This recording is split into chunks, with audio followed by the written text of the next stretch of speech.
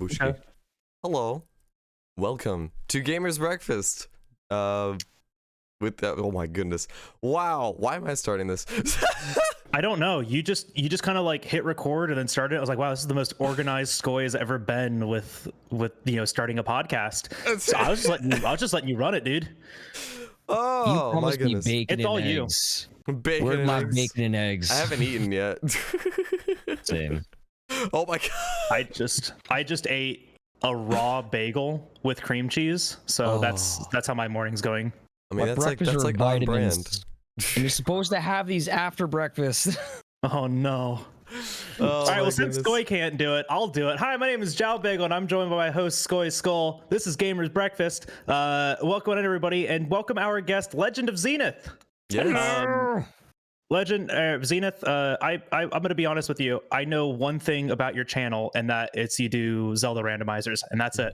So if you want to give us a little bit of a synopsis about what you do, on off Twitch, on off YouTube, on all that stuff, I'd like to hear it. Oh, yeah. Okay, well, you have summarized. You did all the work for me. Just kidding. All right. So, like, end the podcast. So I tell people that I do a lot of Zelda randomizers, but like, I also have like a very Zelda influenced stream where I actually try and take people on like an adventure. So like. I fill out all 32 of my Stream Deck buttons and I use it to like incorporate everything around Zelda. So like I take people around like different parts of Zelda, and then I give people out like rupees for stuff. But like aside from like the actual like presentation, because my stream also changes depending on what time of day it is. Oh, that's neat. I also try and focus on we play Mario Party every Saturday, so like Skoy, you invited me for some Mario Party, so I'm excited to join for that. And then aside from that, like I tell people that I'm a Zelda themed variety streamer because I love to play games like Resident Evil. I like to play pretty much like a bunch of Nintendo stuff. Last of Us, I think I beat that game in the last year. So Nice. Yeah. I like that Zelda themed variety streamer. I like that a lot. Oh yeah, That's like a neat kind of branding. Yeah, I ran into Zenith like 3 years ago, I think. Like I was playing Stardew Valley. I was like solely just variety at that point, and I raided him randomly, and he was also playing Stardew. So that's how we made our connections. And then we never, cute. yeah, and then we never played Stardew again. oh yeah, I forgot. Hell yeah. But like we didn't actually actually talk until like the collab stream we did for Overcooked, which was really funny that we did recently. So like we knew of each other, we hopped in each other's streams. I absolutely fell in love with your content, and No, I fell in love with your content. yeah, I fell in love with your content. We're just sucking each other's dicks They right love now. each other. I mean, I can leave if y'all want the room for a bit. Oh yeah, all right. So all right. So how's it going? How's it going? No. So yeah. So Okay. no, you're trying to make wanna go eyes back. right now. I also want to preface this with Skoy is on what, like 5 hours of sleep right now. Oh yeah, I'm not awake. That's my usual. So Skoy is. Oops, I hit a button on my keyboard. So Skoy is in, he's in a special state right now, so it should be fun. So I don't. Oh man. I'm gonna be honest with you. I've played one Zelda game, and people have told me it's not a Zelda game, but I've only ever played Breath of the Wild. That's fair. But I do have kind of a knowledge of the Zelda randomizer community because I hang out with a lot of speedrunners. And a lot of those guys like to do, either Link to the Past randomizers and stuff like that. So that's really the only one that like I'm familiar with. But one, here's my question. Here's our talking point. One, are there other Zelda randomizers? And two, which is your favorite? Ooh. Well, I've pretty much played them all. So everything from Ocarina of Time is probably like the more common one because it's a very simple experience. It acts like Link to the Past, but And then they recently came up with one for Skyward Sword. You have one for Twilight Princess even. They're even coming up with a brand new one. Wind Waker is a crazy randomizer. And in fact, if Skoy, I was talking about crowd control earlier. yeah. You do that with Wind Waker? Yes, and the best thing about it is you could do shit like throw people up in the sky. You can you could do stuff like you can explode people on the spot. So like when someone does something like one hit KO, someone spawns a bomb immediately and you're dead. There's nothing you can do about it. And it's great. Albeit infuriating. And then with the waves, you can make them go like super giant where it looks like it's a giant tidal wave. That's awesome. What the fuck? But That's my absolute favorite though is Majora's Mask, which is actually the one that I'm playing today. And the reason for that being is the randomizer has developed so much where you can shuffle enemies. So like music gets shuffled aside from like all the items. You have like random grottos like hidden all over the place. Like the reason why I prefer like the older Zelda games is in Breath of the Wild, once you get the runes, that's it. You have everything you need to go and beat Ganon. Like I can get like different weapons and whatnot, but that just like, you know, increases your chances instead of like hey, you need, say, the bow or the hook shot in order to access this area. And with Majora's Mask, because you're gatekept by needing, like, say, transformation masks, hook shot, and elemental arrows, that's why it's a lot of fun. But my absolute favorite thing about Majora's Mask is, and the reason why it's my favorite, on top of, like, finding random enemies, like, you go into the hotel and immediately you get lasered by like an eyeball beam thing. So I can't tell you how many times I just walk into a building and say, oh, this place is safe. No, dead. And instantly dead. Oh my gosh. Happens all the time. Randomizers are neat. Randomizers are so cool. I've never seen a randomizer for a 3D Zelda game though, so I might have to check out you playing Ocarina of Time because that might be really neat. Yeah, it's great. I just did Ocarina of Time, but like Majora's Mask that I'm doing today, it's so much fun. But one of my favorite things that I like to do about it, because the thing with randomizers for Zelda is it's intended to make sure that the game can be completed. Okay. You just have to search everywhere for the item that you need. Sometimes you can find hints as to where things are. But what I like to do is I started getting into things called no logic, where items are so shuffled, you can find the hookshot on the moon. And if it's on the moon, you can't beat the game unless if you use tricks and glitches to give yourself a better chance. So I had to learn stuff like bomb hovering. I had to learn stuff where you drop a fish and then all of a sudden it takes you to the other side of the map. So essentially you have to learn like speedrun strats to be able to get to a certain point of the game. Yeah. So yes, you need to learn speedrun strats in order to give yourself a chance to even beat the game. No logic is really, really nuts. Yeah, the one that I'm trying to learn is how to warp to the moon. But can you do that? Yes, you can. Oh my goodness. Oh my gosh. Essentially, what you have to do is you go between like an area. I can explain this, and it's going to make no sense to you guys. Yeah, no, it's going to make no sense at all. But you know what? Speedrunning bullshit usually doesn't anyways. It's like I walk up, I shake this dude's hand, he shits out a fish, and now I'm in the boss room. That's speedrunning. He does for if you for I don't think I really told you about Zenith, but he does speedrunning doesn't talk about me. I'm sorry. So what he does he does Monster Hunter World speedruns. So he speedruns the entire game of Monster Hunter World and goes through the entire game and tries to figure out ways to like make his run faster when finding the monster.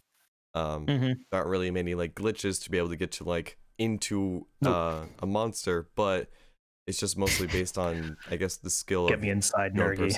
Get me inside, Nergy. Wait, no. Yeah, no. it's all movement and scripted fights and stuff like that, but it's a lot of fun. It's also like super sketchy. I did a run last night and I was like, this is gonna be my submission for AGDQ, and then it was 7 minutes slow, and I was like, this is dog shit. It's not gonna be my submission. Yeah. The thing for me is I'm not trying to beat anyone. Now I've actually done on that topic though.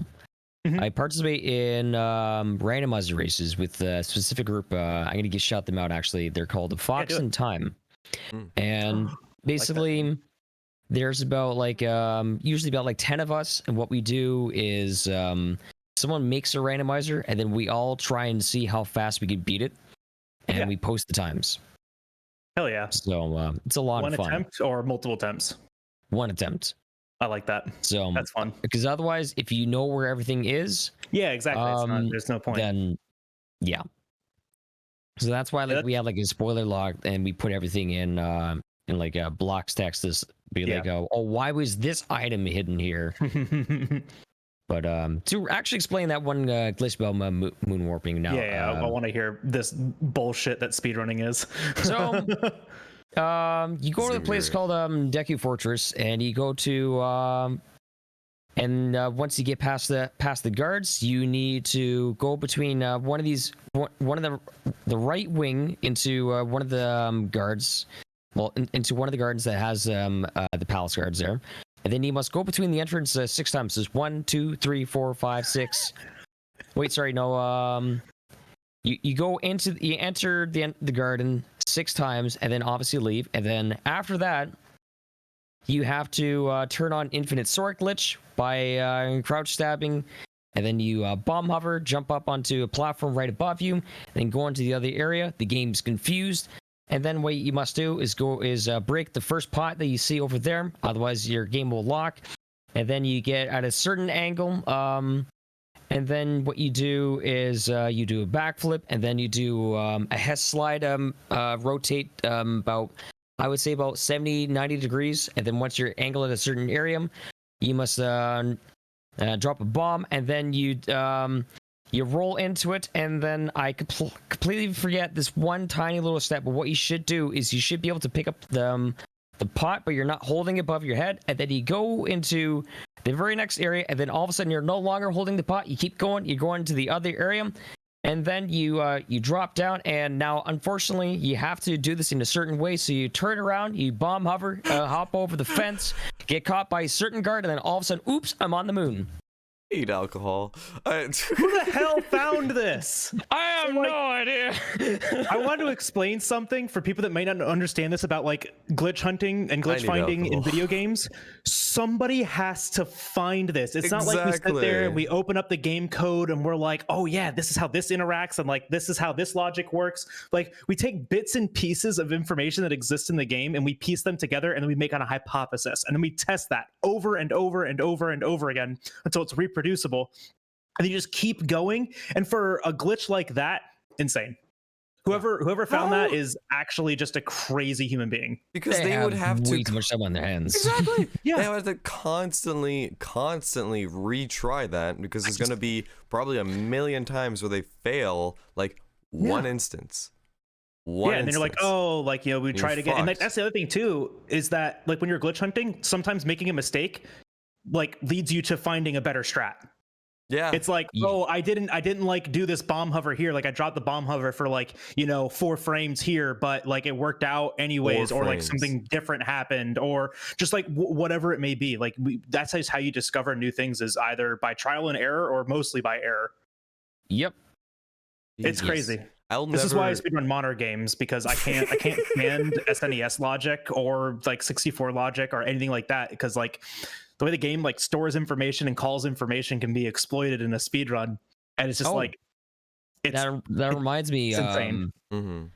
For Link to the Past, I believe this the speedrun world record is you can beat it in what, like 3 or 6 minutes. Yeah, because you spend the beginning of the like you just start at the beginning and then do some movement to manipulate game like the cache data or something like that, and then you just are in the end into the credits. Yes, you just warp right to the credits. That's great. You don't warp to the last fight. You don't warp to the boss room. You warp to the credits. It's like, oh, I snuck into the Triforce room. And then what is it? Is it Skyward Sword? Where you play in the menu? You like death warp to the menu or something like that, and then like that breaks logic, so you can leave the tutorial area sooner.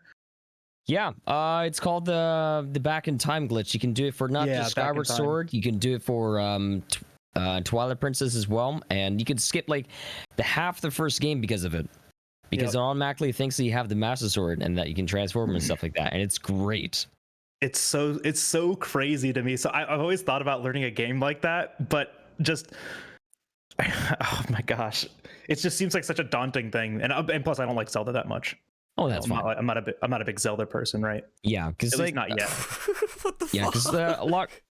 The thing is, if you get into Breath of the Wild is entirely different from that's a Skyrim speedrun. Breath of the Wild is now a Skyrim speedrun. I feel like with Breath of the Wild, I feel like it's their test game. They're kind of like seeing how everyone would feel about it. And I feel like people love it. Oh yeah, people adored it and everything. But I mean, like, I feel like there's definitely a lot more they could do to make it like longer, more Zelda, I guess.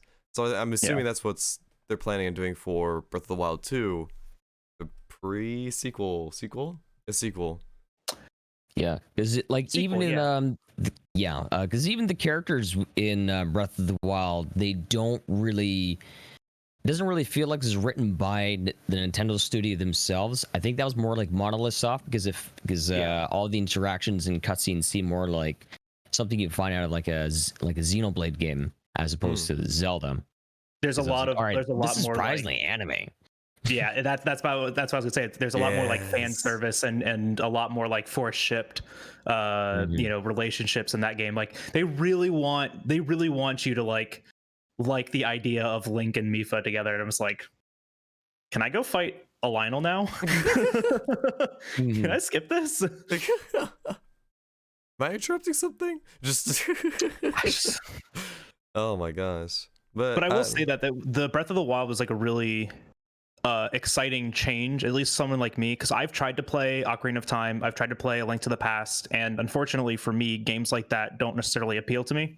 I've tried to play Ocarina of Time 3 times now. I own it on the 3DS, I've owned it on the Virtual Console on the Wii, so I've tried a couple different times to get into this series, and something about retro gaming just really doesn't click with me. I really have to have like a connection with it. Like Pokemon for me, I can go back and I can play literally any Pokemon game and I'm usually content with it. But going back and playing a retro game that I just don't have that nostalgia for is really difficult. So Breath of the Wild was really nice for me because I was able to experience a Zelda game, and then I got the Hyrule Warriors because of I like Breath of the Wild so much, and I like Dynasty Warriors games. So there you go. I was like, oh, okay, cool. Like I know all these characters now. Like this is worth getting. Right.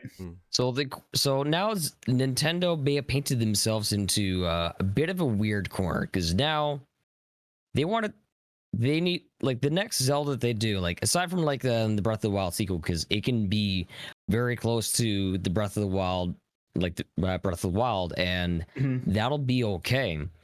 But for the next Zelda after, when it's completely brand new, what can they do to appease older classic Zelda fans as well as Breath of the Wild fans? So I have a feeling that whatever they do, there's a lot of people that are not going to be happy with it. That's very true. That's usually the case with a lot of games. People hated Breath of the Wild when they came out as well. Like there was a lot. And now it's like now it's revered. So it's very weird. Same thing with World. Now. No one's Everyone's like, happy. World's a piece of shit, and then Rise came out, and everyone's like, World's the best game ever. It's literally like y'all need to make up your mind. Exactly. It's literally impossible for people to like be satisfied with the video game, and until the next game comes out afterwards, where it's just like, oh, maybe the other one wasn't too bad. And you're like, what the fuck? What do you mean? Can I, on the topic of Monster Hunter, can I say something blasphemous? Go for it. I played Monster Hunter Trime. That was my very first I'm so sorry. Monster Hunter game, and I apologize. I 100% that game to the so much because I was so addicted to that game. Hell yeah.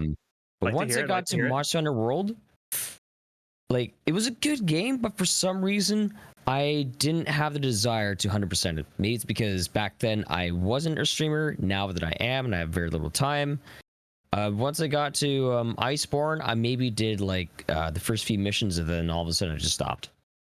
Yeah. Yeah. I mean, I would really attest like streaming and how you prioritize your content and your time when you are a streamer as a really big factor into what games you are playing.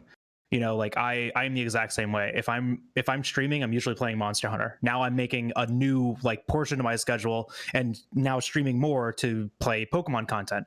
And that means I have even less time to play the games that I have backburnered. Like I still want to finish Biomutant. I've been playing that on and off for the past couple of weeks. I still want to play Dark Souls 3, but when am I going to make time to do that? I'm too busy speedrunning Monster Hunter, right?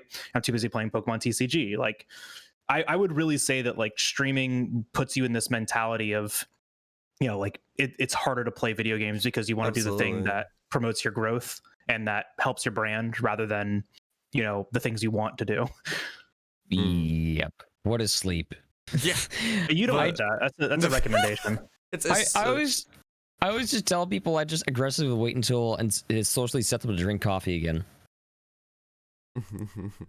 I drink coffee literally all day. This is the only way I operate. This is my third cup of coffee today. I woke up, I had a cup of coffee. I started stream, I had a cup of coffee. I ended stream and I'm having a cup of coffee. I'm just me. I don't know. I don't. And then I'll usually have drink 2 more coffee. cups before the end of the day. You Yeah. don't? How do No. you survive? That's a You good don't question. sleep. No.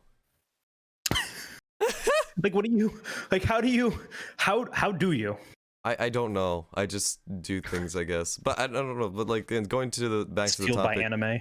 Fueled by anime. We've got an anime by my side. I can do anything. But no. But with holy shit. Yeah, I need coffee. You need something. I need Get something. us some Adderall, cocaine, Coin your something cocaine. stronger than caffeine. But no, with the topic of like how we used to play video games to how we play video games now, it's like a huge change in how we perceive it. Like I used to play like a lot of random shit like when I was a kid. Like I played a lot of like Ben 10 games. Like I was hopping around like Battlefront 2 and other random games. Games that I would never stream now, mostly because it's just like, oh, it doesn't help in my growth. Yeah. Occasionally I would live stream a random game, but that would be something to play with others. Like it would be like Mario Party or Pokemon when I do like shiny Monster racing. Hunter. Yeah, Monster Hunter. Games that are more commonly known for people to hop in and be like, I can enjoy this and know what's going on without much explanation. And yeah, I guess that goes for like new games too. Whenever they come out, like everyone's exploring it, so it's just like it's more, I guess, acceptable to stream it. I don't know how to explain it, but I guess the I mean, point, like, when a new game comes out, people want like an opinion on it before they go and buy it too. Like I know a lot of people didn't buy CP77 because they wanted to see other people play it first. exactly. So I get that. Yeah, and I mean, like, I don't know, like, how do you feel like your perspective on video games has changed? Because I mean, you just mentioned how you were super into 3U, but you're not really one to put in the time for World because your direction in your content is more towards randomizing for Zelda and playing the Zelda games and variety of other games that kind of you can play them. Once you finish them, you're fine. Yeah, definitely things have changed, and that's why a lot of people, when they try and invite me, it's like, hey Zen, I would love to play this game with you, and this game, 90% of the time the excuse is I first of all, not playing on the stream, because like I'm not sure if it's content, because like the thing is I'm not gonna stream something that I'm not interested in. Mm-hmm. Yeah. So at one point I adopted the thing is like, hey, redeem this for this many channel points or rupees, which is my channel currency. Then I'll play this game for you. But when I started playing games that I wasn't really interested in, it's like, I don't really think I like this idea anymore. Yeah. But I was doing a similar thing when I first started streaming because a lot of like the big recommendations when you first start is diversify your content, which don't do that. And here's why. I was playing a different game every Friday. I called it Free Play Friday. I would start a new game and I would finish it in a couple of weeks because I was playing it over on a Friday, and if I was really feeling it, I was playing it on a weekend too. At the time, I was only streaming 4 days a week, and I was streaming Monday, Wednesday, Friday, Saturday, which is kind of like what my schedule is now. But I do it for a lot longer now. But my point being is that when you diversify your content like that, sure, you're getting a lot of follows, but what you aren't getting is a lot of returning viewers. Like 1% out of that audience that comes in on you playing a new game will stay there because they want to watch you, not watch the game. And I noticed that when I was playing through The Witcher, and I spent like 3 months playing The Witcher, like 1 or 2 days a week. But nobody that followed on those streams would come back. And I realized that at least as a speedrunning content creator, as a speedrunning streamer, as a person who prides themselves on this level of gameplay, playing a game casually didn't interest the community that was garnering. So, if you're going to be a variety streamer, full tilt into a game for like 2 or 3 weeks and then change the game. That's how you build a community off of variety, not playing a different game every single day. Well, to actually come up to respond to something like that, I started trying something a few months ago, which actually surprisingly has increased interest in the recurring viewers. And God, anyone that comes back and watches whatever the hell I stream, I love you guys because you guys are the MVPs. Yeah. I mean, like, you're all MVPs, but like, you know what I'm saying. But so what I do is I have something called a roulette stream. And what it is I fill a list of games, I would say about like 32, put it on a wheel, spin the wheel, and whatever it lands on is the game that I play, and I play for 40 minutes, and then I spin the wheel again. That's fun. And people actually really enjoy that. Because like you don't know what it's gonna be. It's you have everything from like RPGs, like you can be able to like dip into things that you don't normally play, and like people know that, hey, you're not going to finish it because you have to try and play within 40 minutes. But it's very interesting because people can be like, oh, I've never seen this game before. So I think that's like a good way of counterbalancing, because obviously if you play like a whole game on a Friday, and if it's something that you probably will not come back to, then definitely I can understand people not taking enough interest in it. Yeah. But when there's that intrigue, it's like, oh, we have no idea what he's going to be playing. Which one is it going to be? Then there's a lot of intrigue. Now, naturally, there's going to be some games where, for example, I was playing. It's an NES game. Oh my gosh, I can't remember because my buddy of mine, he used to hold the speedrun world record.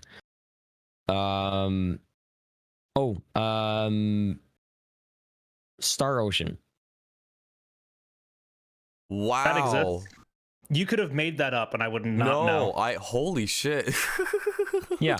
It's actually on the NES thing. Classic. Wait, I need to look that up again. Holy shit. I think that's it. It's Star Ocean. Ooh, RPG. Let's go. Wait, is that this it? Looks sick. Yeah. Oh, I sorry, I think I had the wrong one. Oh my gosh. Not Star Ocean. Got me so excited. It's a PS4 game. Oh, sorry. Star Tropics. Oh, never mind. Tropics. When you said Star Ocean, my brain was just like, wow, I like remember that name. Yeah. No, what is this dumpster fire? I mean, beautiful NES game. Yeah.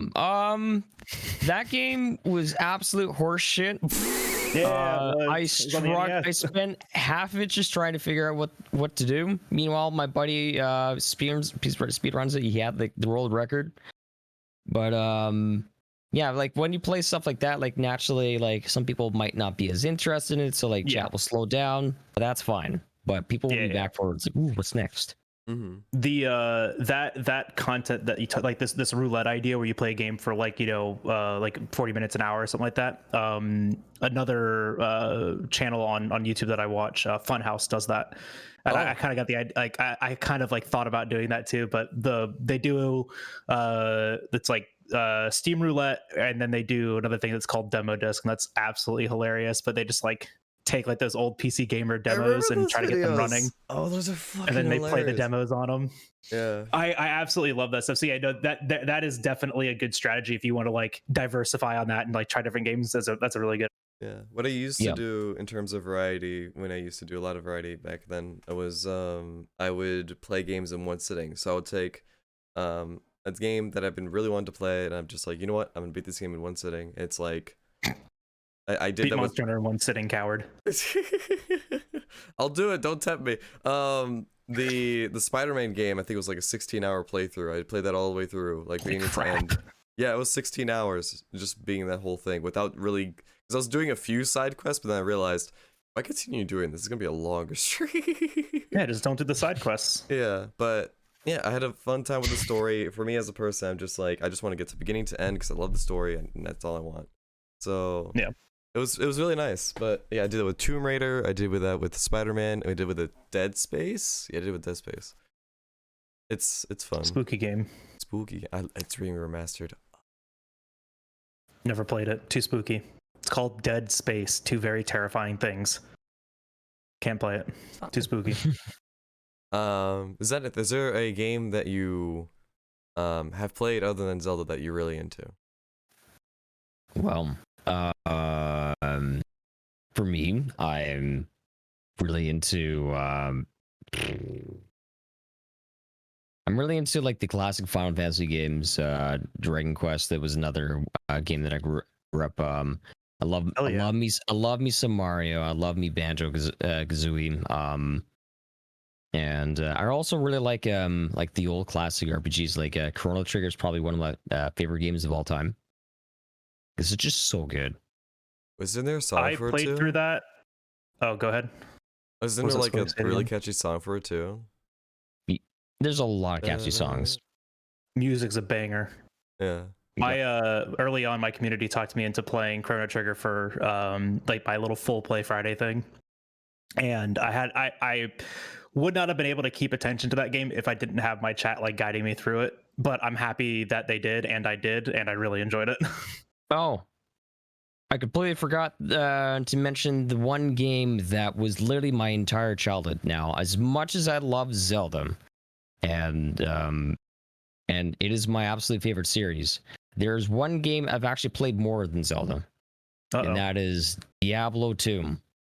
Oh, Blizzard. Yeah. Why you gotta do this to me, man? I gotta be gross, icky. Yeah, because like pre-ordered the game launched 3 days ago, and I just see the play button. I'm just like, yeah, for the remaster.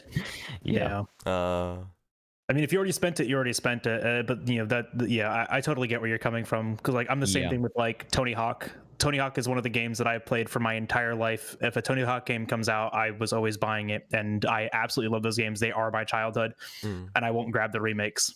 I refuse to do it. Activision. Yeah. So I won't do it. I can't condone that behavior. And for people that don't know what we are talking about, there are two ongoing lawsuits against Activision Blizzard regarding working conditions, fair labor wages, and misogynistic behavior in their workplace against people of color and also women in the industry. We won't talk about it, but I recommend you educating yourself on these two lawsuits and making your own educated decisions on what games you choose to play. Yeah, that's it. Just before you get like past that, has none of it been resolved or talked about at all? No. Ooh, well, so they're two ongoing lawsuits. And like I mean, I could spend the next hour talking about this, because I read about it almost every day. Because this is the kind of stuff that I really take an interest in when it comes to like social activism and social movements. Like I try to keep tabs on this kind of stuff. But I mean, there's just 2 active ongoing lawsuits. They're going to be going on for a while because they're, under independent investigation, under government investigation now. There is a lot that's going on, and there's a lot that's being said that could possibly just like, there is a chance that Blizzard won't exist at the end of all this. That is a very large chance that they will not, be able to operate anymore after this. Like that's how bad allegations are. Is that going to happen? Probably not. It's a really, really low chance. It's like incredibly large. That's company. just like, and for the most part, they can pay to get out of really any fine at this point, but it's moving past fine into civil rights problems, which now is no longer an issue of money, but an issue of, are you allowed to operate as a business anymore? So, but the chances of that happening are generally low. Our society really likes big companies, and people like video games, and I don't see them not existing, but it's definitely going to leave a mark. But this is all really good stuff too, right? Like this is important dialogue that needs to be had in the gaming industry, and it's been a dialogue that's been more or less swept under the rug. Yeah. That a lot of people have been talking about for a lot of years, right? Every now and then you see a viral tweet about some shitty working conditions, or someone saying that they had to quit because of some shitty working conditions. The tweet goes viral, but nothing really happens from it after that. This is the product of years and years of just that kind of behavior and those conversations just getting swept under the rug. And now we just wait for Amazon. I'm kidding.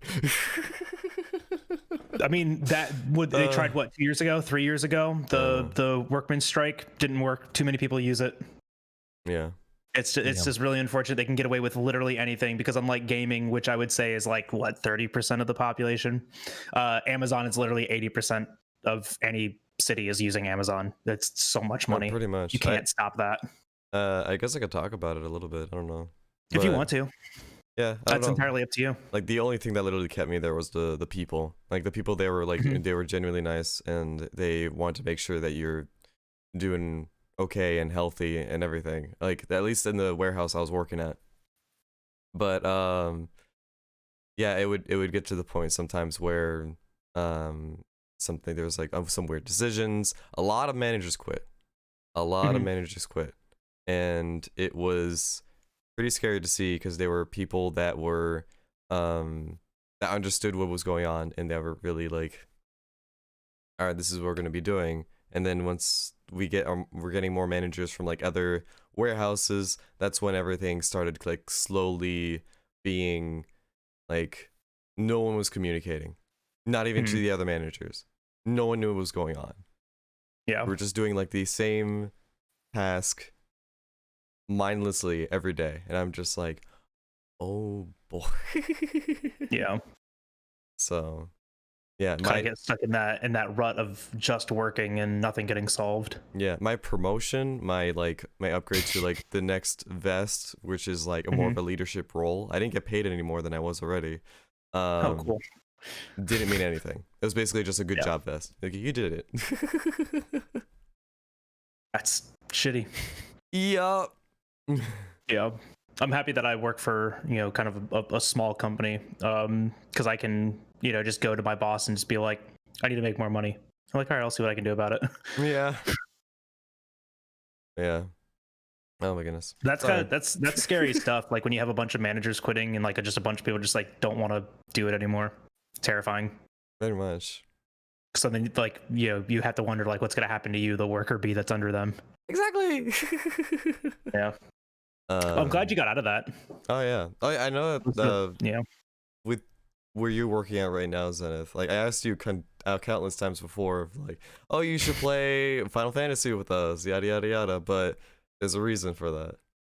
Yeah. I work for a game publisher. I don't want to really say too much now because like obviously like I had amazing coworkers and they were absolutely great, and that is the reason why I stuck around for so long. But like I was doing a lot of things that I was not comfortable with and stuff where it's like you do realize this is really bad PR, and this might put more money in your wallet immediately, but it's gonna have trickle effect where people are gonna stop having faith in us.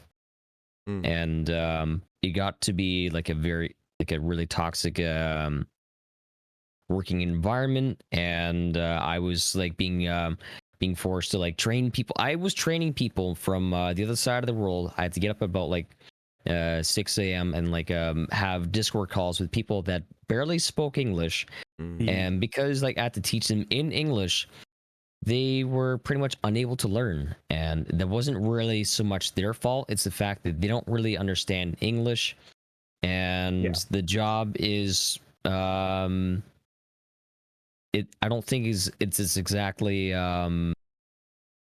it was just like a bad experience. And then after 6 months of training, they were all let go, and then all of a sudden it's like, what do you mean I'm working by myself again?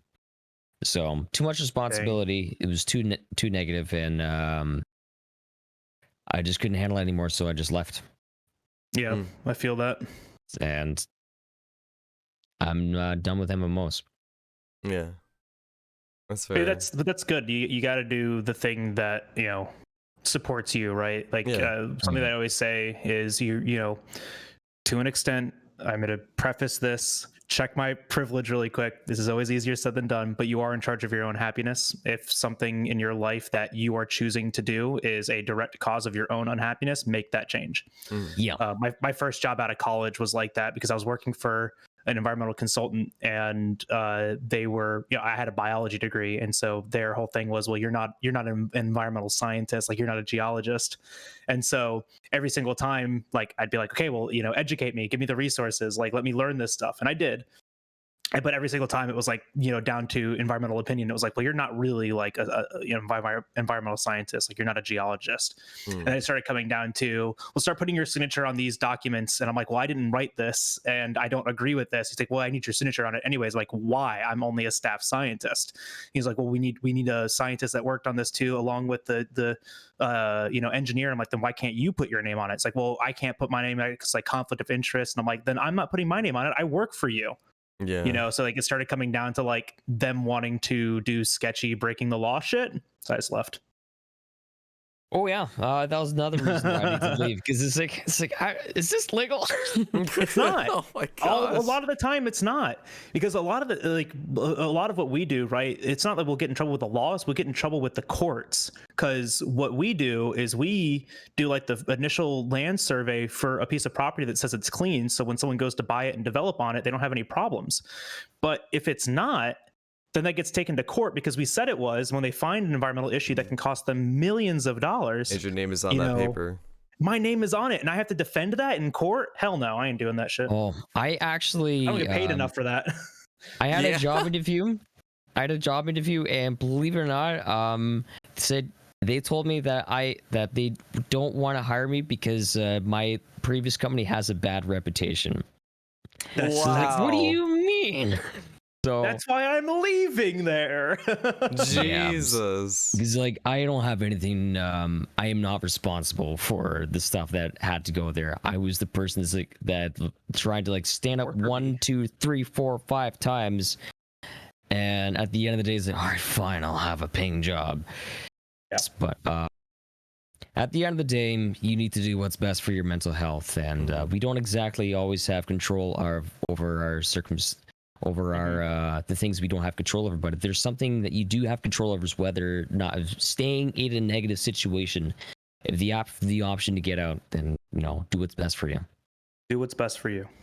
Absolutely. A lot of people like one of the biggest lies that any place will try to tell you is like, well, where else are you going to go? There's nowhere else for you to get it. Like, yes, there is. There's definitely something else for you to do. Is the grass always greener on the other side? Absolutely. But sometimes if the grass is already dead over here, you might as well go and check. Yeah, absolutely. Like I've been telling people this, it's just like if you could, like it takes a lot of effort to find a new job and everything, but if you put in that effort, you could find a better job that can be better for your mental health, and you can live a happier life doing it. So that's what I'm doing right now. I don't want to go in the office anymore. I'm done with that nonsense. I want to work from home. Yeah, no, I feel that. Done. Yeah. Oh my gosh. But all right, well, enough about actual living real IRL life bullshit. It's annoying. Let's talk about speedrunning again. Have you ever speedrun a Zelda game, Zenith? Have you ever thought about it? No. Like doing randomizers and actually speedrunning are two very different things. Like they may share like similar skill sets, but they definitely share they definitely have like different mentalities and different approaches to them. Yeah. Well, I've actually attempted to speedrun before, but it was mostly for charity. So, like, one of my charity incentives was I had to try and speedrun Dark Souls 1, and I couldn't get past like the first 10 minutes without, oops, okay, I'm dead. Oh, I'm dead again. Right. All right, fine, we'll stop. Yeah, So that's a difficult one to kind of brute force your way through. So, but the problem is, if I was to speedrun a Zelda game, I haven't played a normal ass Zelda game where there's no randomization. I would actually forget where everything is supposed to be. So, I don't know. I'd have to watch a few Zelda speedruns to exactly see what it needs to do. I think I'd be able to pull it off, but like the thing is, I don't want to. That's fair too. That's fine. And I would even say this, like, because even racing a randomizer is a speedrun in itself, because there is a different approach that you take when you speedrun a randomizer versus speedrunning the game. You know, you have like the things you want to check. You change your pathing as you find equipment. You really have to be thinking on the fly. And that's why I really like randomizers. I used to watch Andy a bunch. And a couple of my friends were doing ALTTP randomizers, and I was watching a lot of those. And just like the decision making in the moment is so cool sometimes to me. And you know, speedrunning it, the difference between speedrunning a randomizer and not speedrunning a randomizer is putting a timer on the screen.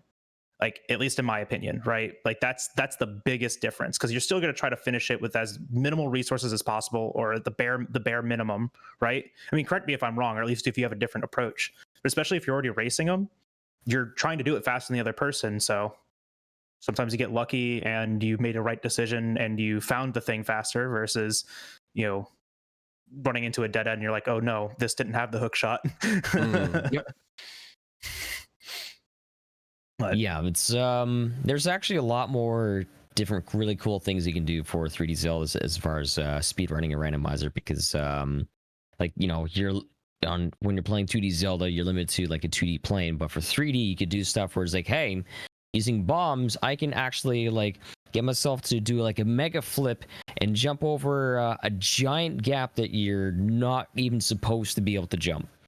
And you just go flying through the air, and it's great. And there's another one I've seen people do that I'm not able to pull this off, where you run into a bomb with their shield, and then you start like just zipping to the other side of the field, but you're going backwards and you have your shield up.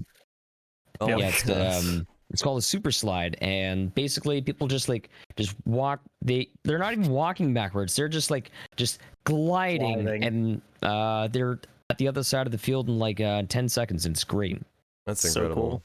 So cool. Yeah, that's the gosh, I don't know, like the randomizers seem like it'd be a lot of fun to like replay a game and really go for it over and over again. But now that you mentioned that, for Ocarina of Time and Majora's Mask, aside from being able to play a randomizer on the program that I use, it's possible to even play with other people, where people are in the same world.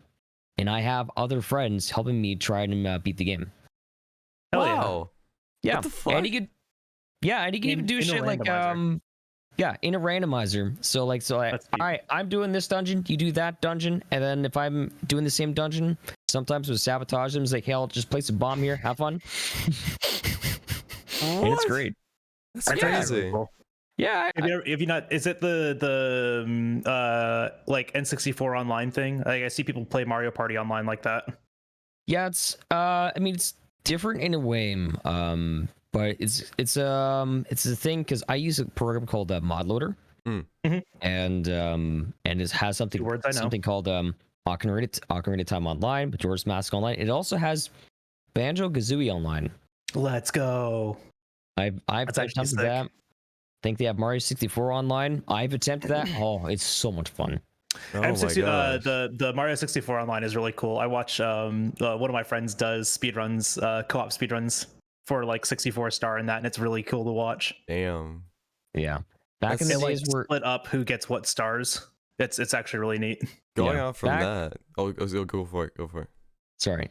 Back in the day when I used to do YouTube, my most viewed video is me playing Super Mario 64 online, and it got 30,000 views. Jesus Holy shit. Christ. That's so cool. Nice. I mean, online support was like ended shortly afterwards, but I'm just like, oh, that was just so much fun. Mhm. Yeah, that's really neat. Yeah. So if you're looking to try it, Skoj, then I would love to. contact me. I was talking with you like before Jalbagel call. And Wow, talking without me. yep, Rude. talking without you. Without you. I'm kidding. But no, you there's a lot of things that you're involved in terms of just like a lot of like modded games or I'm trying to think of words here. You can do it. I believe in you. I believe, yeah, it's great. But no, like you holy shit. Yes, I definitely want to talk with you more about like the games that you I guess have modded in the past to make it so then you can play multiplayer with and everything. Like and now we're getting after the direct we're getting the N64. Was it N64? Yeah, Yep. 64 online. N64, like we're getting that online. We're getting a lot of those games online and everything. So I'm Pokemon really excited Snap for on that. my Switch. Yeah, I saw that. I'm like, oh, Jal's excited about this. I know that. I can get rid of my Wii now. So the reason I had it still. Now put Pokemon Sell it. Coliseum on there, cowards. Mm. But yeah, are you excited for anything from the direct? Well, aside from the boards that I actually wanted the most that they announced and for the Mario Party Superstars, I was quite excited for N64 Online, obviously. Like even though like I've never played a Bayonetta game, I'm happy for the fans that they're getting a brand new game finally. Oh yeah, it was announced back in 2017. I heard. Yeah, Because the now last game that we got was on the Wii U. That was Bayonetta 2, and that was when it released. It's awful. Yep. No, but the game was And- great. It's just been an awful wait. Yeah, I haven't seen any of Bayonetta 2. Bayonetta 1 looked good. So People much really fun. like that one. But It's a good pickup for your Switch. The Bayonetta 1 and 2 bundle. You know great grab. what looked really good? That Kirby game that they announced. Yes. It's an actual 3D Kirby. It's 2021. Kirby's 3D Finally. now. That's awesome. He is no longer circle. He is know. sphere. I could tell there were some things they still have to work on, but they even said in like the trailer it was just like this is still being worked on, just so you know, kind of thing. But it was I was watching, I was like, what game is this? And I saw Kirby. I'm like, I never played a Kirby game before, but I could. It was so nice to see. Like Kirby deserves it 100% to have like a 3D game and just like go for it, because like the way Kirby's abilities and everything would be incredible to see on like a 3D plane, and that's I'm excited for that. Absolutely, It'd be very cool. Yeah. So like The last Kirby game I played was like Return to Dreamland or something like that, and I was like, or no, it was Kirby All Stars, and I was like, this is fun, but I need something more. yeah, Return to Dreamland was great. I liked the fact that they were doing. I was like, all right, look, we're gonna have 4-player Kirby action, and it was great. Yeah. You know, it was a side scroller. That's a pretty solid game. But then the next one came after that. It's like, you know what, it looks really nice. You know, I'm sure Same game. Same game. Yep. You know, when are we gonna get something different? This is that different, and this is very Yep. exciting. I'll take it. I don't even care if it's 1 player. I'll play it. it looks. Like You it know might what's be really multiplayer. surprising to me? You know what's like really shocking to me is the fact that we don't have a modern Banjo and Kazooie.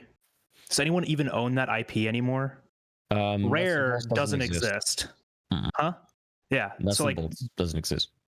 is it? Oh, I thought it was Rare. It's Less Than Bolts. I thought that was the same, or the same thing. Banjo-Kazooie Nuts and Bolts came out for the 360, I believe, and That was the last Banjo game that we got. It was terrible. Oh man! Don't put it on the 360. Put it on the Nintendo. 360. Oh my goodness. Man, I had forgot about that entirely. Because I oh, that's right. Yeah, because you had the default Banjo gamer like icon on the 360. Okay, I had no idea there was a Banjo game on it. I thought it was just like a 1 and 2e like port to it or something. That's why it was on there. Huh. Yeah. We Fun. need a new like good Banjo and Kazooie game though. I will say this though. It really seems that Nintendo and Microsoft have some kind of like good partnership these days. Like that's why it, because like remember back in the day where like he had Nintendo and Sega hated each other, and then later on it was Nintendo, Xbox, and Sony. They all hate each other. Now it's more just like, you know what? We like these guys. You know, gaming is for everyone. Everyone just hates Sony. It's really funny because it's just. I'm gonna take that back. Sony just hates everyone. That's what it is. Okay, maybe so. Maybe that's the case, but They refuse to do crossplay for any game that's on the PS4. They're finally starting can't crossplay a single thing. to do like a few games. I could tell like it was just really funny. Like Fortnite. Well, Fortnite, Minecraft. It was really funny because like you could only do Minecraft with like Nintendo and Microsoft at first, and then eventually Sony came in, and then they were all three able to do it. But it was just like really funny to kind of see that. I'm like, you could tell that Sony was just like, fine. Sony is the only company that I think outside of Nintendo that is obsessed with brand loyalty. Nintendo can get away with it because it's shit like that no one else wants to play. That's like, Mario games and like Yoshi's Woolly World. Like we're not going to put that on the PS4. No one's going to get a PS4 to play Yoshi's Woolly World. So no one cares about that. But all the games that come to a PS4, we want them to be on other consoles because we want to play them. And Sony's just like, no, my console exclusivity. You need to buy a PS5 to get this. Good luck getting one, losers. And, I don't know. It's just like Sony always just seems like so caught up with brand loyalty. It's crazy that kind of stigma exists, especially with PC gaming now. Like that's not even a brand. That's just a thing. Yeah, that's why you have like different publishers, like for example, Square Enix, like being like, you know what, screw you, we're gonna do our own thing, and that's why you saw people like characters like Cloud and Sephiroth being added to Smash Brothers, and then obviously Banjo-Kazooie. Now, because of that, do you think that they would develop like a Banjo-Kazooie game for both an Xbox and Nintendo? Think about how cool that would be. It would be sick. I don't think they would do it. Yeah. I think Nintendo would look at a Banjo and Kazooie game and go, exclusive to Nintendo, please and thank you. Yeah. Because anytime you think of Banjo and Kazooie, anytime you think of it, you think of Banjo and Tooie, and then those are 64 games. You immediately think Nintendo. Every time I think of Banjo and Kazooie, I immediately think Nintendo. I don't think of anything else, and like I could very well see like Nintendo being like, oh, you want to make a Banjo game? I will help. It's got to be on the Switch though, and that's probably why we won't see another one, right? Because they want to put it on multiple platforms. They want to put it on the Xbox. They want to put it on, everything else. I feel like eventually it's not even a console war at the moment. It's just like exclusivity. There's no longer a war. Everything comes to PC. There's no war anymore. At least for multiplayer exclusivity. Like I feel like it's gonna slowly start. Well, I mean, it's already started. Start to become like everyone could play with everyone, no matter what console you're on. You could play together It should have started with World. Honestly, that barrier should have broken down with World, and World would have been even more successful than it is today. Oh, absolutely. Guaranteed. If there was crossplay between Xbox, PlayStation, and PC for Monster Hunter World, that would have been one of the most successful games on every single platform. I don't think game companies understand that yet. They just see the exclusivity. I don't think money. Sony understands that yet, because Microsoft, Microsoft was all like, yeah, let's do it. Capcom, yes, please, let's have crossplay. And Sony's like, no, Monster Hunter sells PS4s. I want Monster Hunter on PS4. No crossplay. It's like, shit, okay. And so I went out and I bought a PS4 to play it. And that's why the next Monster Hunter game will be for the PS6.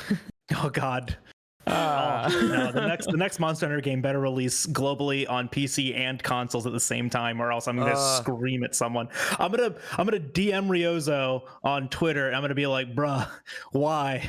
What are you doing? Worldwide release every platform, please. Oh my god. I don't understand. I don't understand that. Capcom's made games on PC before. Just release it all. At least for Rise, we know why it's coming late, right? Like we know why there is a year gap. Nintendo literally purchased exclusivity for a year. Smart for them. So yeah, it's just anti-consumer as all get out. We are forced to buy a Switch to buy the game on that platform. We can't, have the choice. The choice is removed from us. The choice now becomes, do you want to play it or do you want to wait a year? And a lot of people are like, well, I want to play it. Yeah, I had this discussion with I don't know if it was with you or someone else, but it was just like it's something that's just like that. You look at it and you're like, that's fucking smart. I can't get really mad at it. I'm just mad that I can't play it on PC right now. Yeah. I mean, yeah, Nintendo has always been incredibly anti-consumer with how they do things. Artificial supply or artificial scarcity, I should say, of amiibos is one of them. Amiibos always sell out when they're released because they just don't release enough of them, and they just choose not to because they know they're going to sell how much they need to every single time because they will always sell out. Yeah. And I mean, the nonsense that they did with the 3D All-Stars game, you have 8 months to buy this game. Good luck. What? What do you mean? What do you mean it's going to be on the eShop for only 8 months? Oh god. It's just insane. Are there any other games you're looking forward to? Oh, good question. I got nothing. Oh, really? Well, I mean, BOTW 2? Oh, right, yeah. Sorry, Breath of the Wild 2, yeah. Shit, you gotta stay on brand. Yeah, Zelda. I meant also the direct, it's but gonna be great. It's gonna be great. It's just obviously that's still a different Zelda for me.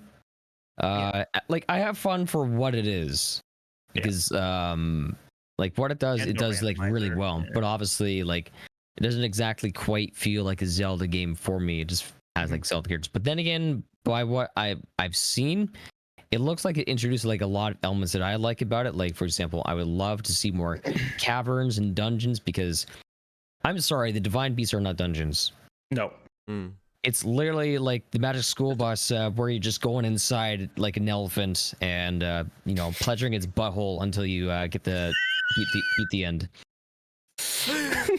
I'm sorry, that's how I look at it, all right?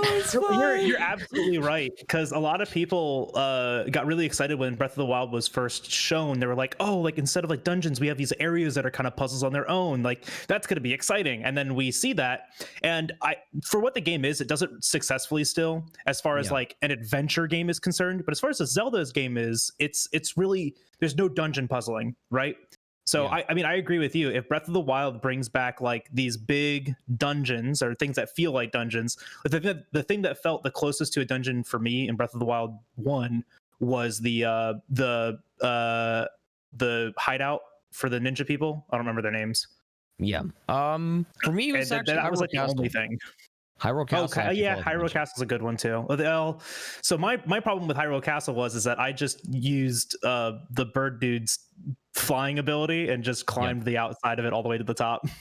Just circumvented the entire inside of the thing. So, wow.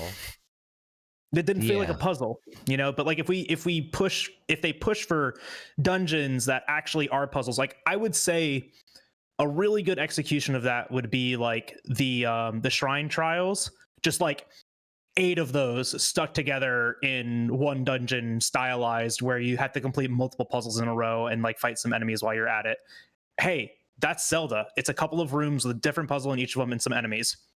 Yeah, honestly, I don't mind. I don't mind if they have to scale back the ability to climb everything, because in fact, climb everything.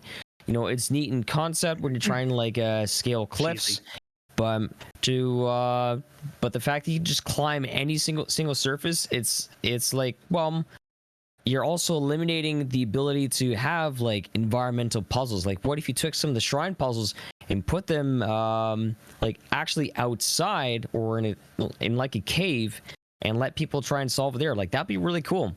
Like one of my actually favorite moments, and it's so short-lived, is you guys remember the fire or the Death Mountain dungeon where you're like inside the lizard.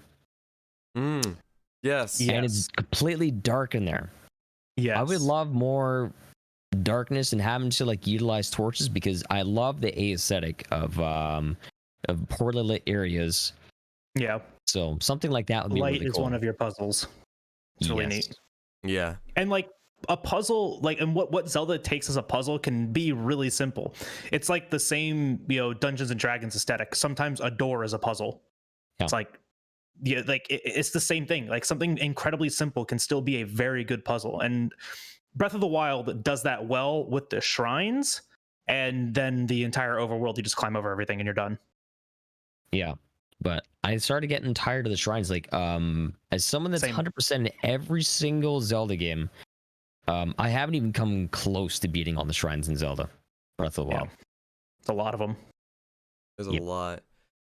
Plus DLCs and all that stuff too. It's just too much. Don't get me started on the Korok seeds. I'm sorry. The reward for beating it is a golden turd? I don't fucking think so. It sounds dope. All right, well, what when you else put do it you like want? it's actually a golden turd, like the poop emoji. Yeah. What else do you want? Okay, so like at that point in the game, at the end of the game like that, when you've gathered all the Korok seeds, when you've done all the DLCs, you have your motorcycle, you have the Master Sword, the Hylian shield, you've got all the stuff. What else are they gonna give you? He's just satisfied with anything. Shit in your hands. It's fine with me. That's more than most games give you. Some games just give you like a little check mark, like, you did it. And that's it. That's all you get. I'd take a poop. I mean, it would be even better. It would be even better. You get the golden poop, and then all of a sudden, Link's got like pink eye. Now we're talking. They also changed the look of your screen too, so it's just your reward is pink eye. Oh my gosh. It's awful. Sign me up. As someone what game are you looking forward to? Oh wait, no, actually you're gonna go off on another tangent. Never mind, go do that instead. We're professionals. I could talk about what game I'm looking forward to, and then I could talk about this next topic. I mean, do whatever you want. It's a podcast. Okay, I'm looking forward to freaking Kirby, Mario Party, and freaking.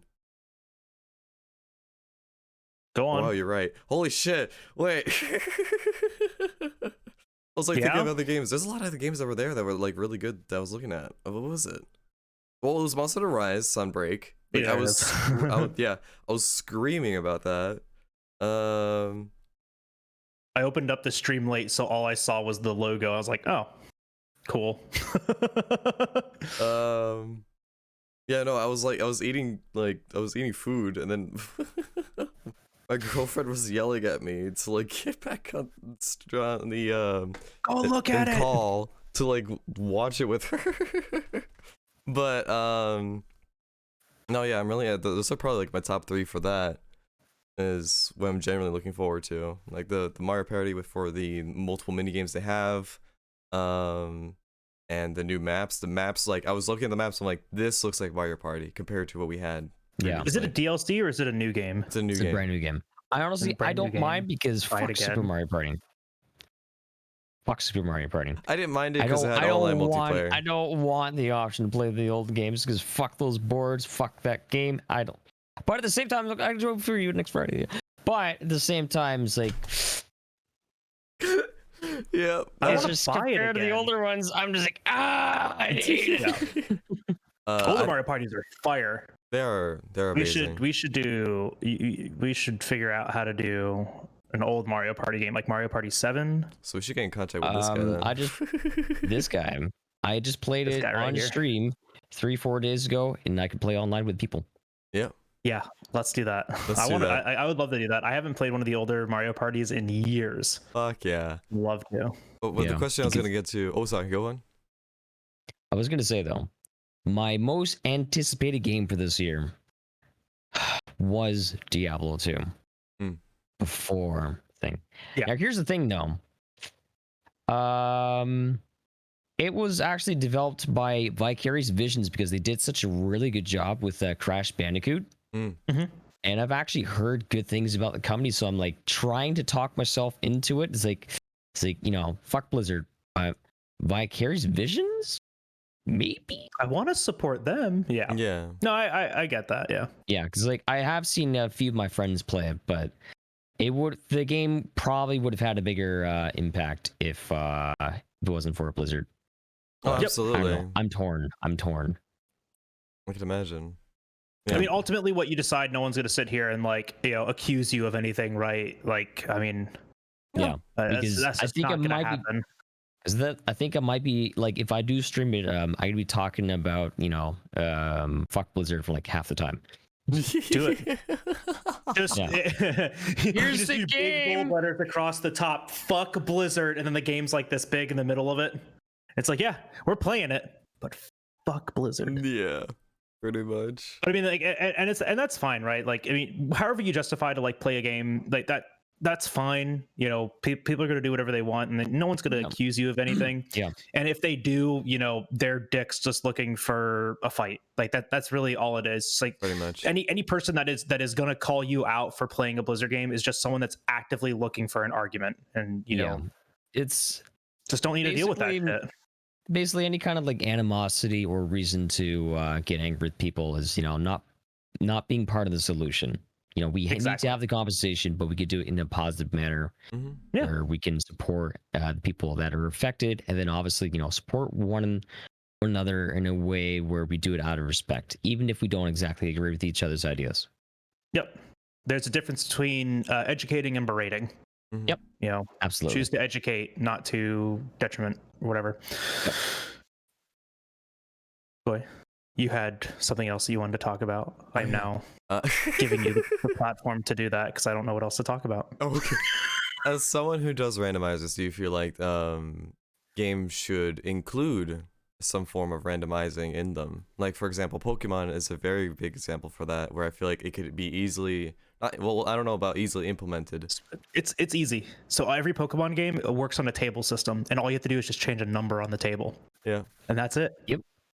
Because if you think about it, the reason why, like aside from like not the reason why, but a big selling point of why people get into randomizers is it's a different experience every time you play. You want someone to like with Pokemon Sword. I got to the end. And then got to the post game, and it's like, hey, you can catch legendaries, and I'm just like, how about I don't? Yeah. So from that point on, now I really enjoy Pokemon Let's Go. That was actually fun because it was just easy. You just throw Pokeballs, and then I actually would just name it after viewers. But anyways, but with Hot take. a randomizer, I hate randomizer, it's fine. It's fine. But with a randomizer, the fact that it's a different experience every single time you play it is a selling point. Like, think about what you could do if you can implement randomizer things for games like Pokemon and Zelda in an actual like mainstream game. So if you think about it, Pokemon, every single time you boot a game, the Pokemon's regions are different.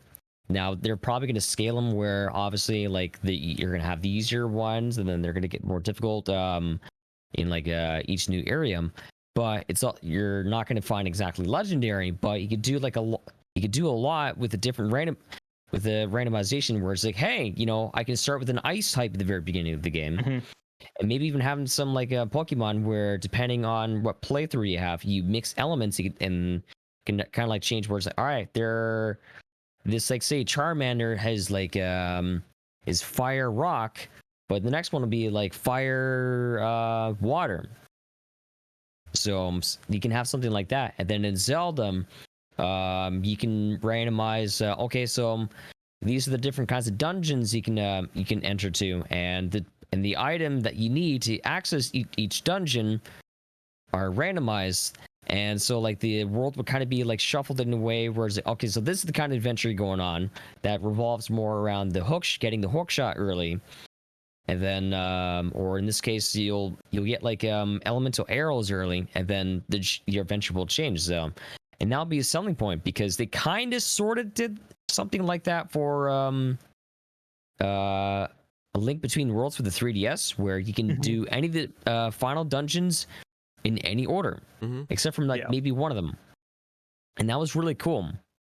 And I think even for another sort of Zelda-ish game, which is oh my gosh, it's that dancing game. That Cadence of Hyrule. Yes, Cadence of Hyrule. You can do any of the items, and that's kind of has like a lot of randomization. So yeah, you can do pretty much that entire game in any order that you want to do. Yeah, really like game companies don't have to implement full randomization, because like this is kind of like what makes random like user made or fan made randomization fun. If they can implement things to give people a reason to keep coming back to their games where it's different every single time, you've got a major selling point here. Exactly. And heck, you can throw DLC at us to like add more randomization to it. I don't care. I'll still play it. A different story. If you have a great friggin' idea, or what about this? Like a Pokemon DLC. I'm trying to speak on your terms here. Where Pokemon DLC, where every single time the end boss is different. It could be Team Rocket, it could be Team Aqua, or it could be some like mega billionaire that's probably in the game. Jeff Bezos. That'd be really freaking cool. Sure, yeah, Jeff Bezos. Jeff Bezos is a Pokemon villain, you cowards. Oh my gosh. That would be really neat, though. I think that's a really cool idea. Is like how you change the elements that are in the game could also change how your narrative is played out. Or even like, I mean, I would just say like one of the selling points of Scarlet Nexus was just the fact that you had two main characters and each one had a different story, right? Even that's a replaying factor. Like you play it first time as the boy character and the second time as the girl character, and so, sure, you understand the mechanics of the game the second time you play it, but it's a new story, so it might mean new enemies and new areas and different trials and stuff like that. And just that small change really remakes your game. That actually reminds me now, because I'm a huge fan of a lot of these ideas. My very first online community was actually RPG Maker. Hell yeah. So for my community, because I have a lot of experience in this, I'm developing a game where people can invest their stream currency, which is rupees, where you can insert themselves into the game, not as just playable characters, but actually as the main character. So at the beginning of the game, you get to pick your main character. But the thing is, though, your characters level up, the stats are random. So, and the game actually centralizes itself based on your own character and who you bring with you, because you have like a giant cast of characters depending on how big the community is. So is it like kind of like Octopath, right? Like you start as one and then you can kind of go and grab others? Absolutely. Look at me. I played that game for 30 minutes. You understand things, sir. All right, real talk. Octopath is a game that I really wanted to enjoy, but fuck was I bored. I got so bored of that game real quick, but I think it's because I just had, like, when it comes to turn-based combat, I had like literally no attachment to that game whatsoever. I didn't care about the story. I didn't care about the characters. I really didn't care about anything. I just really liked how the game looked. I liked the aesthetic, and then I got bored of it. You're actually coming out with a new game called Triangle Strategy, and yeah, it's actually more based on Fire Emblem, and I love Fire Emblem. That one also looks interesting. I once again love the aesthetic. I love pixel art. I love the it's kind of, oh crap, not top down. What's the other? Isometric. It's like a pseudo isometric kind of look to it. I love that. I love that so much. I just something about turn-based combat that isn't Pokemon just doesn't tickle my brain right. So I don't know. I just get bored of it real fast. He just doesn't enjoy games. I'm just kidding. You're right. I hate fun games. Because I will say that Octopath is an amazing game. I just don't like it. Yeah, fun is not on his resume. No. Nope. Not even a little bit. Why, you think I play games to have fun? You think this is fun? Not even a little bit. I'm out here to be a gamer. Capital G, capital R. That's right. All right, let's replay Monster Hunter World again. I'm kidding. I'll do it again. I do it every day. I know. 3 hours, dude. Every day. Just run it back again. Oh my goodness, that's wild. Love that game. Yeah, I don't know. Like for me, like I can't replay games like that. I don't know. Like with the randomizer thing, it makes things a lot more enjoyable to replay and go for again and again and again. Like for example, Pokemon. It's so like awesome. You could like the beginning of the game is always like the most exciting part because you're just like, what starter am I gonna have? Am I gonna have a Rayquaza in my party, or am I gonna have a Caterpie that's gonna fucking just do dog shit all? So it's just like Caterpie would be sick. Yeah, don't at me. I'd love to have a Beedrill as my starter. Let's go. Yeah, there's a Monster Hunter Stories 2 randomizer that's gonna be happening or something. I don't know if it's already happened or if it's not happening anymore. If you know anything about that, because I was going to bring that up. If you know anything about that, tell me. But I'm like literally actively thinking about messaging one of the modders, Fanderus. Yeah, I don't know. You told me about it first, and I was like, oh. So I asked some of the modders originally if a Monster Hunter Stories 2 randomizer could happen. They said yes. The game's logic works like Pokemon, in that everything is in a table and you can just move the values around. And I'm like, okay, let's do that. But there aren't any like modding tools right now for the game, but Fanderus has been making challenge quests and challenge areas. He's been working on something called the tower, which is just level 99 hunts. And that's just all it is. It's like an incredibly difficult way to play the game that is incredibly optimized, that you are required to do it with somebody else, and you guys need to like be working on the same wavelength and actually strategizing to complete it. It's insane to watch people do this. Oh, that reminds me. I think I've seen someone, I forget who it was, I think it's a Small Ant. He played where it's a Pokemon, but an actual Pokemon, like one of the best Pokemon players in the world are all the opposing trainers. And you have to try and play the game against someone who's just actually like a master at it, and it's like very fascinating. Wow, that's sick. I would love. There's actually a couple ROM hacks of Pokemon like Radical Red where everything is competitive. Like your entire playthrough is competitive. So things are competitively bred, competitive IVs. Everything has good AI. It's an incredibly difficult playthrough. I would love to do that one of these days, because I used to play competitive VGC, and I play competitive TCG again. I just, that part just, it tickles my brain so well. I love it. Yeah, or you can attempt to play Pokemon where every single Pokemon you fight at a trainer is level 100. No thanks, I don't want that one. That one doesn't sound like fun. Oh, that actually is doable somehow. Oh yeah, but it's I've seen it. Yeah, I'm good. It's just brutal. I'm just gonna fear everything. Was it Focus Sash, Endeavor, Quick Attack Rattata? Oh yeah, that'll do it. Definitely do it. Yeah, just fear everything. I will say this though about these kinds of ROM hacks and playing randomizers. You need to have that special ingredient in order to be into this stuff. A good PC. Not really, because I play a lot of retro games. What you need is masochism. Can I get like big words? Masochism on the screen. Right there. Right there. Yeah. Masochism. That's true. You have to accept the punishment. Yep. You need to hate yourself just a little bit in order to really like these kinds of games.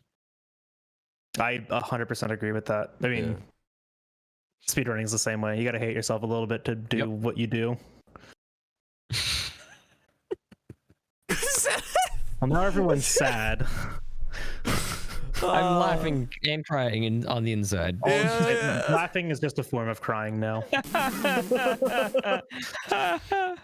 No, that's absolutely correct. Like there's you have to have, and like that is something too. It's like not every randomizer is completable, not every challenge is completable too. So like understanding that going in, like this is gonna fail is great, right? Like Nuzlocke challenges, like you just know like it's gonna fail eventually. What do you mean? No, because like I made a whole set of rules with Sarah Symmetry about the Nuzlocke rules for Stories 2, and I think we both dropped. Yeah, well, because I was talking to him about it. It's just that the freaking required rider fight against the dude's name that I don't even know anymore with the Legiana. Yeah, Alvin. Alwyn. Mhm. Alwyn, yeah. When you have to fight him, the game, like the entire game, is based around losing hearts, and since that's part of like one of your conditions for losing a monstie, that's not easy.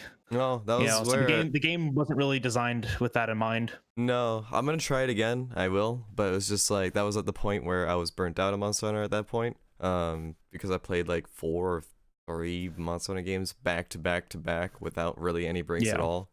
And yeah, that was like after I lost like that, and then I tried the second time, and I was just like, "Hey, take a break."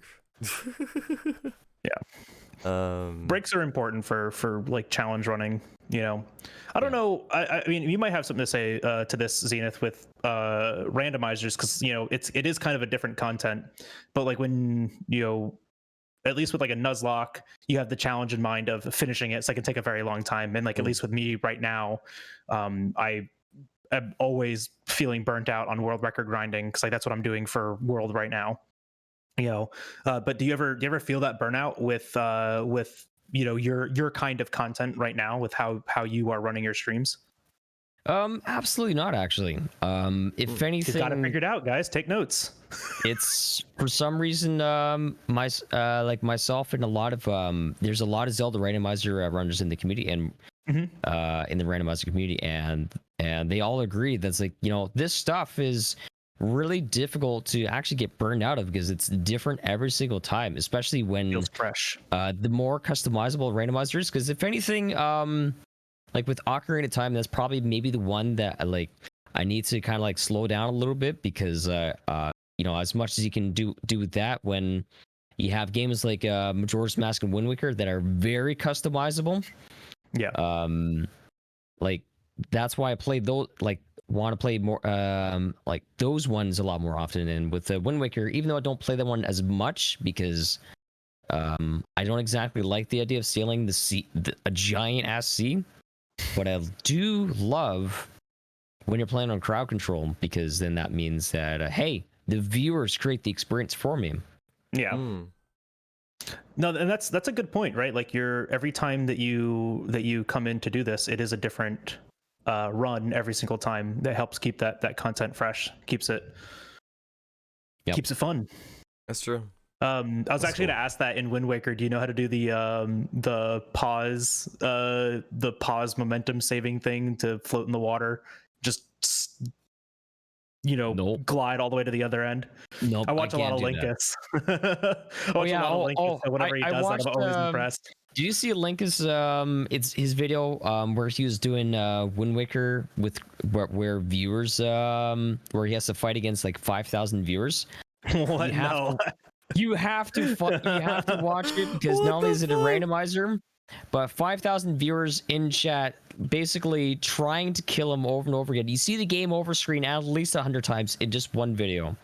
That's actually hilarious. I might have to watch that. It's so good. I'll actually link it to you guys. Yeah, please. So good. Love the variety of Zelda content that is out there. It's insane how much like Zelda streaming I watch. When myself, I don't like Zelda games, but I find randomizers and speedruns just so fascinating, because the varying degree of Zelda games is insane.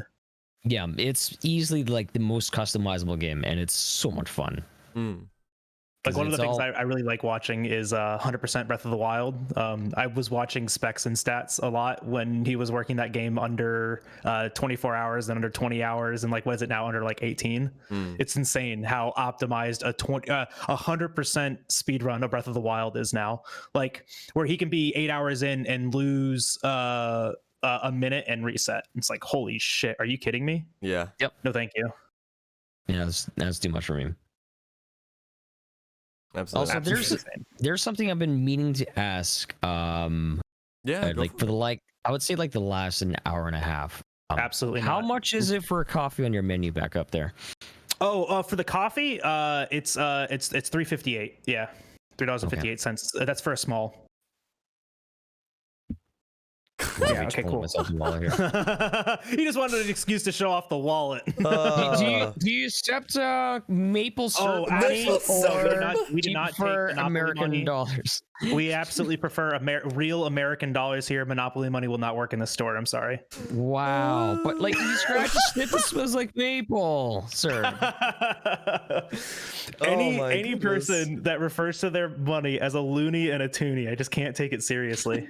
My goodness. That'll be a toonie. Hello? Hello? Do you mean a $2 bill? Do you mean $2? Oh my gosh. I'm sorry, I don't like your money. It smells like boob sweat and hookers and blood. Why are you smelling it? Don't put it anywhere near you. See, this is the thing, is I don't handle cash anymore. It's all in my magic card of money. I don't have to worry about how much there is. I just swipe that bad boy every single time. I got to worry about it. It's paid for. Done. How much was it? Don't care. Skoy, you have to back me up on this one. I thought we were friends. What about the boob sweat and hookers and blow on my $1 bill? That might not be a bad smell. You never know. Like, it could be a good. Are you kidding me? You think boob sweat and blow smells good? That's awful. You never know. They could. I would much rather have my Monopoly money smell like scratch and sniff maple syrup. I would love that. What if the money was like scratch and sniff? Or was it just like you kind of smell Canadian like money where not it's scratch and been? sniff? I would 100% believe that. Okay. An American told me that my money was scratch sniff. I'm like, are you serious? You're full of shit. Are you serious? Is it true? I'm asking. It actually is. It actually is. If you get the newer bills, it actually will smell like maple syrup. But the problem is, though, when it's in too many hands, obviously it's not going to smell like anything. Right. You need a new, bill. Yes. That's actually hilarious. I stand by what I said earlier about you just scratch and your sniff fake and Monopoly sweat. money. Yeah. My goodness. And it's also plastic so that it doesn't tear easily. Oh, That's the thing that I do like about Canadian money, is that it's not. It's plastic. Isn't it like also recycled materials now too? Like it's all recycled materials. I believe Swedish currency does that too. I think so. A lot of places are doing it. The United States isn't, because it costs too much to recycle. Actually, I think Swedish currency is actually being more obsolete because they wanted to go more digital and go more like with cards and credit cards, which I feel like is safer. Absolutely. And Bitcoin. Yeah, I prefer just like contactless tap. But eventually someone will be like, "Hey, can you do this for me? Here, I'll give you physical money." It's like, just tap the phone on the register. Just put. Yeah. I love that so much. I use that all the time. I haven't been to an ATM in like 2-3 years. Yeah. I'm trying. Okay, yeah. The last time I was at an ATM was when I was being paid in cash. That's the last time I was ever at an ATM. Yeah. Yep. Money's fake, man. Capitalism's stupid. I want to work. Yeah, that's right. He's lazy. He just wants to play video games all day. That's what we just do. slammed verses in Pokemon TCG online. That's all I want to do, man. My God. But yeah. Is there any? I feel like we covered like a lot of the questions that we've had. We talked about a lot. Yeah. Everything. Is there anything you are curious or you want to talk about, Zenith, or? Yes. How's your day? Oh, thank you. It's great. It's pretty good. He's been awake for like 3 hours now. Yeah. No. 2 of them he's been doing this podcast, so you've been present for most of it. This is my day.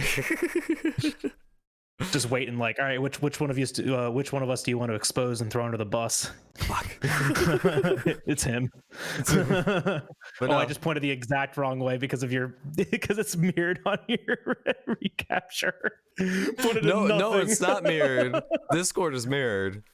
Yeah, exactly. Oh, never mind. I'm looking at Discord pointing that way, and it's just all sorts of fuck. Oh yeah. But yeah, I just want to say thank you so much, Zenith, for joining in for our podcast. It was an absolute blast. A lot of fun. Hey, no problem. I was happy to accept your bribe. I'm just kidding. we paid him in maple syrup to be here. Yeah. So I see how it is. I'm just saying. Listen, we had so much of it from previous Gamers Breakfast. Nobody wants that stuff, but you wanted all of it. Gamers Breakfast, we all the good foods. All the games. Only maple syrup. Only maple. Actually. It's only that's on the menu.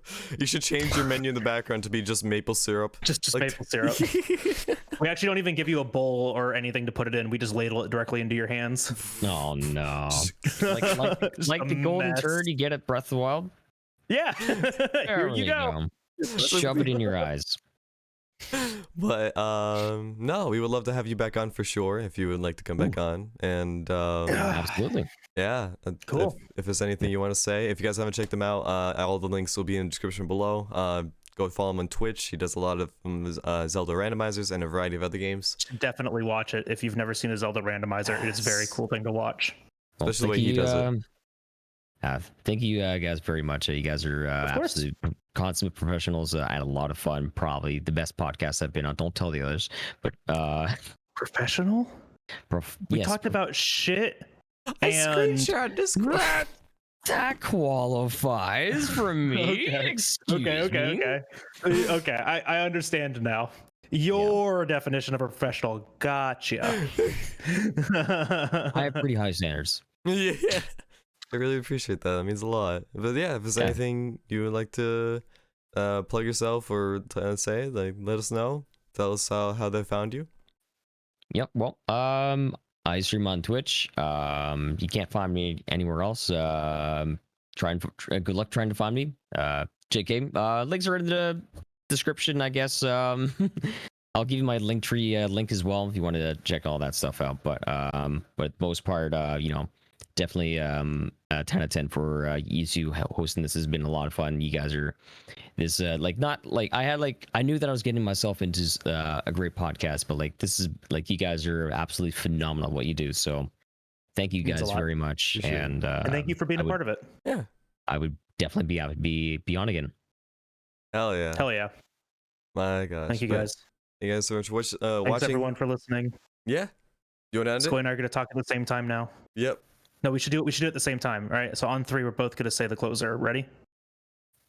All right. 1, 2, 3. All right, everybody. Thanks for watching. And thanks for listening. And if you guys don't forget to check us out on Spotify. See you I am next starving. See you next week. Bye. week.